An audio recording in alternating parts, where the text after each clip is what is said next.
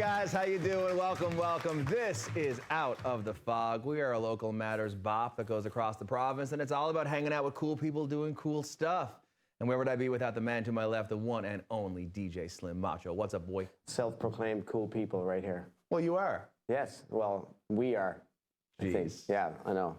Guys, just so you know, me and Slim are in every corner of the city doing all sorts of fun stuff, and we're about to take off out of here after this show taping and run over to do the art battle that happens at the Rec Room, where a whole bunch of people get together and they paint, and it's going to be just an amazing time. Are you looking forward to it, buddy? Absolutely. Yeah, the art battle, of course, is fun times for all, and get out and download the app and vote for your favorite. But can I have a dance battle in my life at some point, or what? As a matter of fact, I just finished the dance battle a couple of weeks ago for the Hot Spot at Kitty Vitty Brewery, which went off.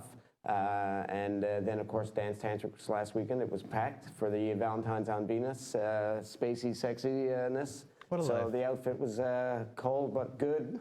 So it's good times. Yeah, cool. That's a story for later. Yeah. Guys, tonight we have It Could Be Frankie's Danielle Hamel and the one and only Leah from Get Payroll Solutions talking about inclusion at the Board of Trade Outlook Conference. This is Out of the Fog, and we'll be right back.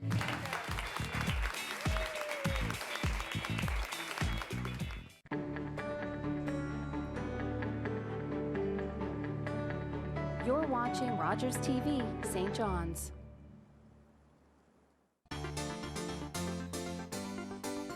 Mom, it's Dad. He's not how I imagined him.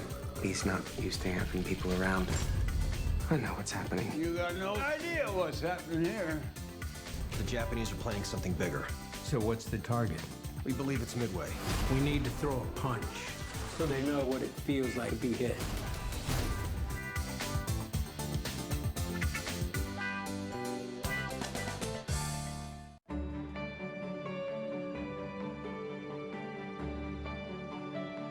You're watching Rogers TV, St. John's.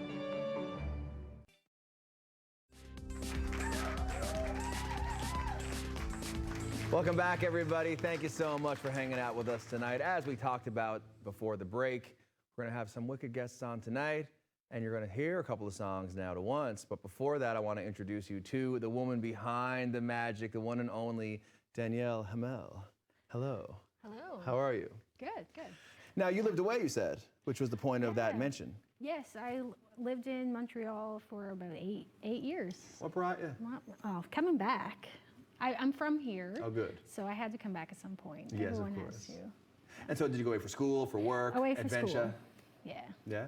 Yeah. And so did a job bring you back? Love of music, love of a guy. What's the deal?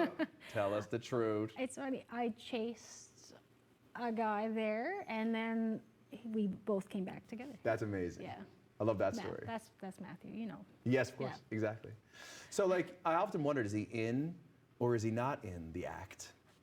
And It Could Be Frankie. You mean he's in? No, he mixes. He's excellent behind the the mixing board. Yeah. The first time I heard that name was when it was on the list of RPM albums. Now I had the amazing Elling Lean last show on, and he was talking about RPM and all the creative courage that he is so focused on bringing to our region and our people. RPM, you and I are both RPM alumni, Love making RPM. albums, love it. Yes. And that was, would we say, your foray into making albums? It was my foray into putting my name solo on an album, which is its own scary thing in itself. Sure. I was used to sitting behind a keyboard, but with 6 other people on stage, between 4. To stand by yourself on stage, there's no one to hide. If there's a mistake, you can't blame the drummer. You can't blame, it's just you. So it was its own terrifying but rewarding thing, because you get to make all the decisions. Like, it gets to be you, and that was exciing. I bet. Yeah. So you played in bands leading up to recording your own RPM album. Yeah, I would write. Oftentimes, I would write songs. Matthew would write the music, and I'd write the words. And I felt like that was my role in life in music, and just became more comfortable. Like, no, I know what songs I want to sing. And this is what came out of that. That's amazing. Yeah. So, I mean, I can't believe when you sat down to do the 28-day long RPM challenge that you would end up winning awards, becoming so well known in the province, doing more of what you love to do, and more albums since. Talk about the surprise of that. The most surreal moment, I think, of this whole thing was in 2016 when I saw the name of the project that wasn't RPM, let's face it, and it was there written on the Music and Award. And it was just so surreal looking at it. Like, that's... I know, it's wild. I know. Like, I didn't think it would go that far. Yeah. Well, I think it speaks to the appetite we have for electronic music and more experimental music that's not in the typical pop mold. So you must have a lot of fans who are appreciating that a Newfoundland artist is creating that type of content. I do appreciate that part. I find I'm actively looking at, like, who else is doing it? I need more. Where are you? I want More even that just community? even just to talk shop. Like, what are you using? You know, I need to know. What tips do you have? Because even when I started writing this album, I had never performed this live. So I was just Googling, what do you do? I started like watching intently more of the musicians who do this on YouTube. It's like, oh, that's a good idea. Slim, what do you think about the DJ electronic community? And is it networked? And can you take our girl in like ZZ Top Video and just show her a good time and tell her what's up? I think we could definitely do more fusion. So, because there's definitely like a DJ electronic techno house music community, and then there are others who are making their own music and performing live as performance artists. And I don't think we're connected. I agree with that. Not enough. Like a bridge needs to be built, you know. And I'm currently like learning myself how to build that bridge, how to play an instrument while I'm playing beats and things like that, you know. So we'll talk. The final thing I'll ask is how can people out there get a hold of the music? So give us your channels. Yeah, you can find me on Facebook. It could be Frankie, Instagram, Twitter. I have 2 albums on iTunes, Spotify. Your Friends Don't Bite It All, and we all know how this will end. Love it. Final question before we cut to the break. Why the name? Why the name? It's an obscure reference to a Philip Glass opera. Deep. Love it. I'm so excited for your career, where it's going, and the music we're going to hear after the break. Guys, this is Danielle from It Could Be Frankie, and you're watching Out of the Fog. We'll be right back after the break. Round of applause for our girl. All right, girls.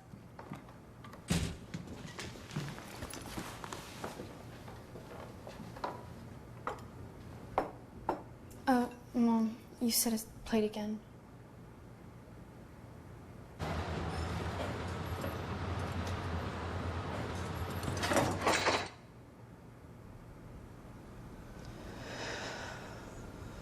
Workplace injuries hurt the most at home. We're the generation that had it all. We're the generation that had the music and the moves. We're the generation that had a dream. We came together to feed the world's children. We came together to protect them. And in this dangerous world, we have to keep on saving them and protecting them, even when we're gone. If we remember UNICEF in our will, we'll be the generation who left a better world for children. Please visit uniceflegacy.ca. Exactly. Work. Hey guys, welcome back. Thank you so much for joining us. We had a wicked interview just then with Danielle Hamel. She is the master behind It Could Be Frankie, which has won some Music and Awards. Nominated today, we found out, for an ECMA, which is coming to the province. We can't wait. This is the first of 2 songs we'll hear tonight. This is We Want Better. This is It Could Be Frankie.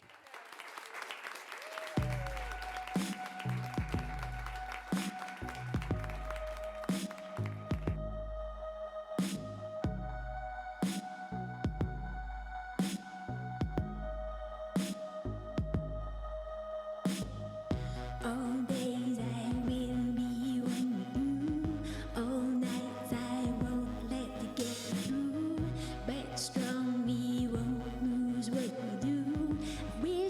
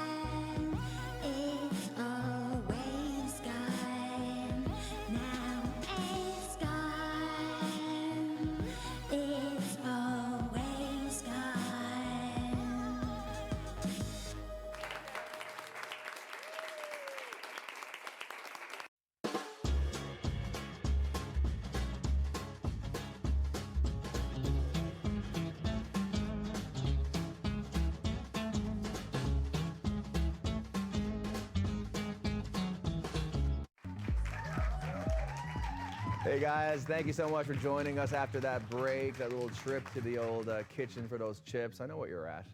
This is Out of the Fog, and we're hanging out, having a great time with our guests, as we like to do. Next up, Get Payroll Solutions. Leah, what's up? Hi, how's it going? Good to see you. Nice to see you. I'm glad to be hanging out with you because we're hot off the press of a very big day for our local business community that happened here, and it's called Outlook.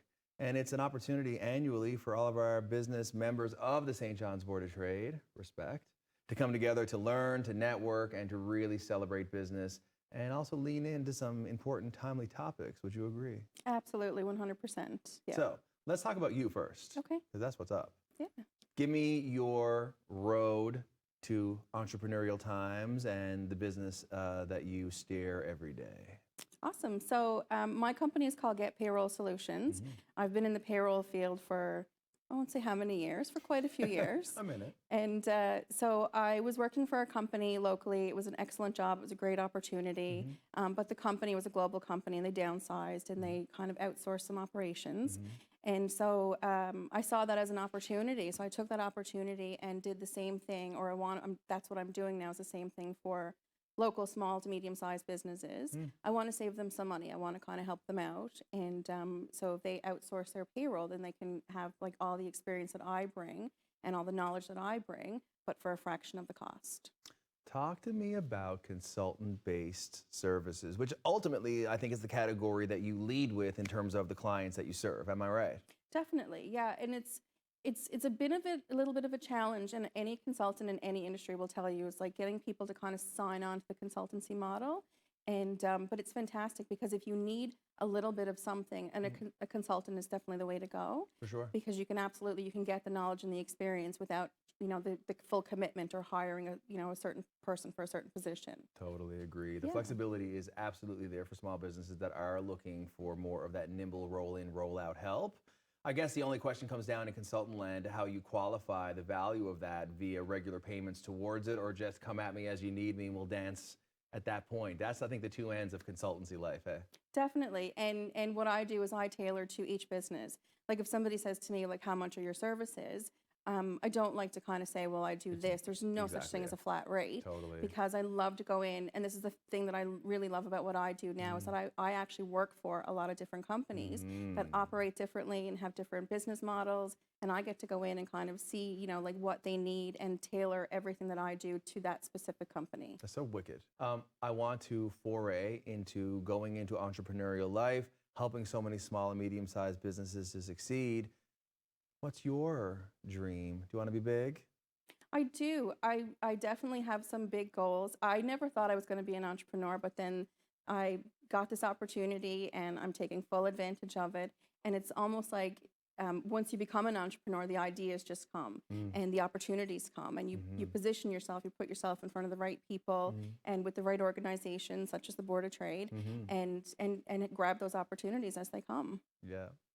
I guess to me, when I think about my own life cycle in business, you can get to be big, and is that what the clients want? Do they want you?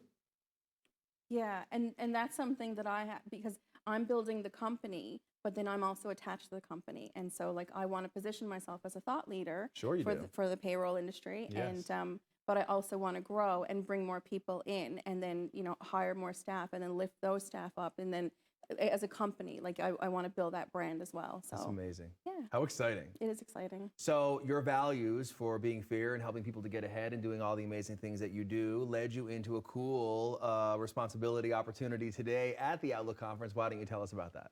So I partnered up with another company, an HR consultant, and we went to the Board of Trade, and I know it's a big thing, a big mandate for the Board of Trade is inclusion and diversity. Indeed. And so we pitched to them that we wanted to host the inclusion booth. And so we reached out to specific companies and businesses in St. John's and in surrounding areas and said, we would love you to come and be a part and have this conversation. And we also reached out to people who identify as having barriers to employment. And we just wanted to bring those two groups together to have a conversation, to say, like, how can we do better? What can we do to improve the situation? What are some things that you need? What are some things that, we could offer and, try to bridge the gap between those services that exist? So what'd you hear?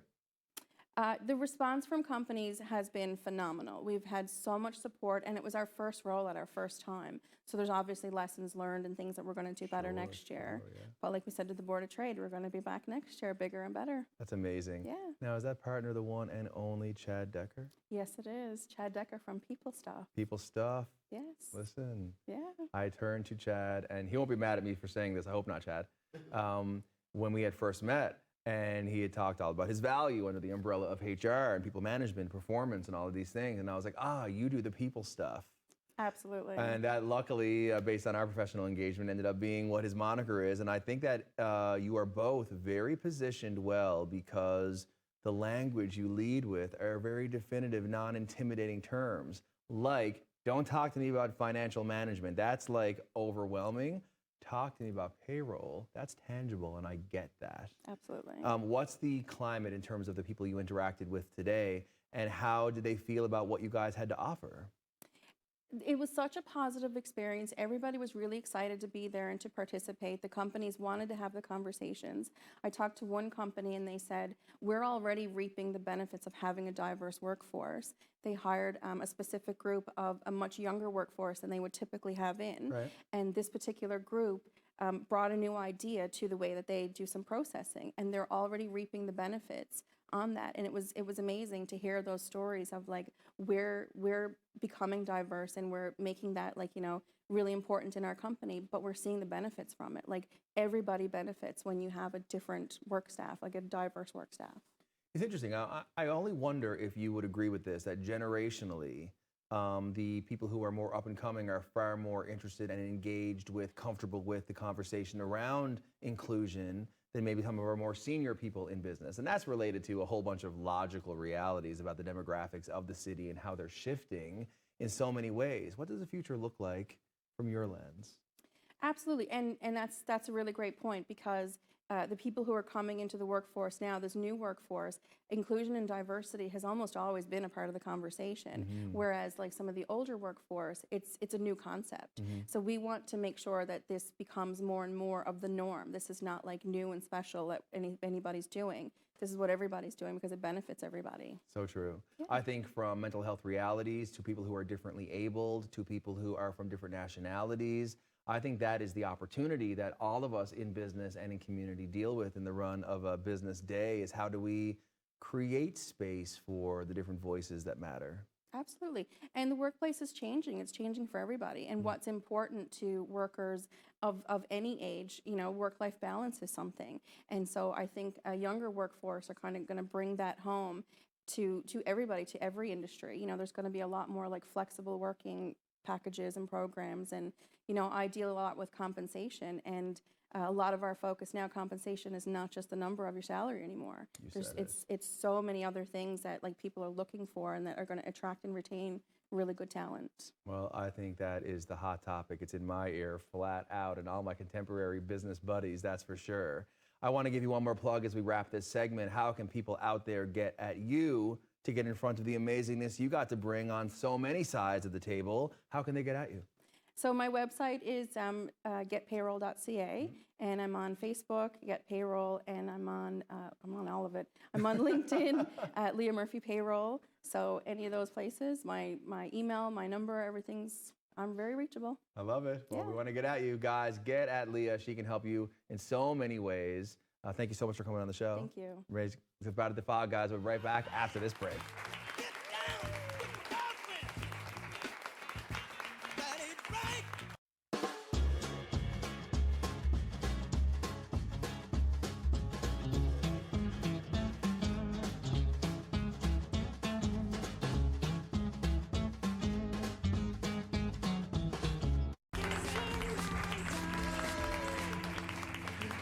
Guys, he can dance, he can dance. This is Out of the Fog, and we're right back here for the final throw of the night. We had a great old hang with Danielle and Leah. Make sure you hit the Board of Trade's website, and it could be Frankie's social media to check out the amazing music. And one more time, it could be Frankie. See you next time, guys.